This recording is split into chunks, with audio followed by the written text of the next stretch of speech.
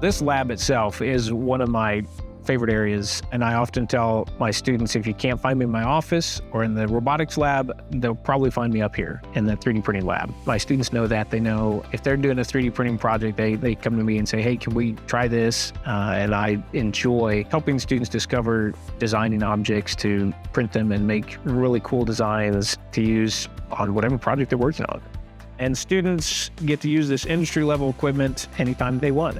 And one of the coolest things that our students have done recently is they designed this robot. They had about 6 weeks to design and build this robot and take it to Las Vegas, Nevada for a robotics competition. And we made it on this machine. The students took third place in the competition, and they also won 2 other awards, Best Design and Best Problem Solving Approach.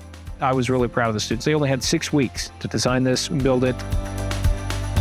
When I'm giving prospective student tours, which happens frequently throughout the semester, I talk about the types of classes they're in at school, and if they enjoy the hands-on aspect, if they've been in shop classes, they like working on their car, they like taking things apart, putting them back together, if they like Legos, then this is a good fit for you because we apply the engineering principles here. We spend most of our time out in the labs, building things, designing things, testing things, and then making products.